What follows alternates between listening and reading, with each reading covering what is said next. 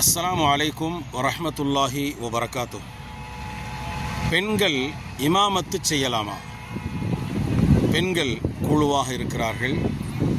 நிறைய தொழக்கூடிய நேரத்தில் அவர்களில் ஒருவர் இமாமாக இருந்து பிறர் அவர்களை பின்பற்றி தொழலாமா என்பது கேள்வி. இந்த இடத்துல பெண்கள் இமாமத்து செய்வது கூடும். ஆனால் அவர்களுடைய இமாமத்து செய்யும் முறையில் ஆண்கள் இமாமத் செய்வதற்கும் பெண்கள் இமாமத் செய்வதற்கும் வித்தியாசம் இருக்கிறது. ஆண்கள் இமாமத் செய்யும் பொழுது இமாம் முன்னால் நிற்பார்கள், அவர்களுக்கு பின்னால் மஅமூம்கள் நிற்பார்கள். பெண்கள் இமாமத்து செய்வதில் சமமாக நிற்க வேண்டும்.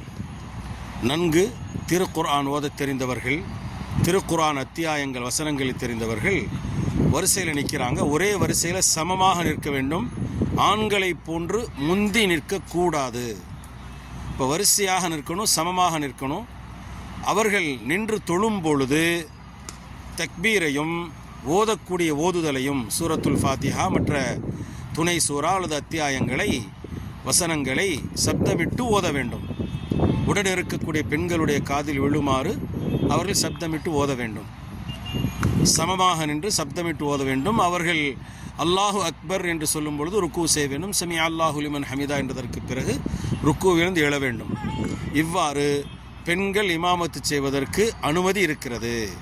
இது ஆகுமாக்கப்பட்டிருக்கிறது. அன்னை ஆயிஷா ரதியல்லாஹு அன்ஹா, அன்னை உம்மு சலமா ரதியல்லாஹு அன்ஹா மூலமாகவும் இந்த ஆதாரங்கள் கிடைக்கிறது.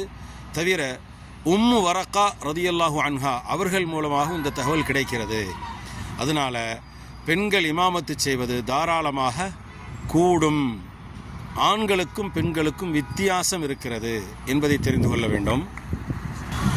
பொதுவாக சஃபில் நிற்கும் பொழுது அந்த சஃபில் ஆண்கள் முதலாகவும் ஆண்கள் முடிந்ததற்கு பிறகு சிறார்கள் அடுத்தும், அந்த சிறார்கள் முடிந்ததற்கு பிறகு பெண்களும் சஃபில் நிற்கக்கூடிய வரிசை கிரமம் இதுதான்.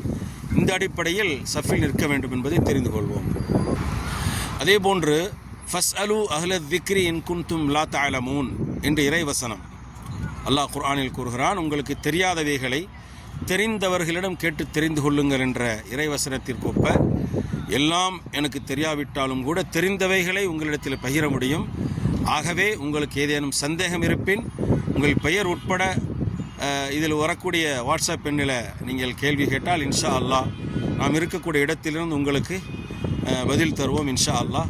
எல்லாம் வல்ல இறைவன் உண்மையை புரிந்து நடக்கக்கூடிய எது சரியோ அதை நாம் ஆதாரத்தோடு தெரிந்து செய்யக்கூடிய வாக்கியத்தை நம் எல்லோருக்கும் தந்தருள்வானாக. அஸ்ஸலாமு அலைக்கும் வரஹ்மத்துல்லாஹி வபரகாத்துஹு.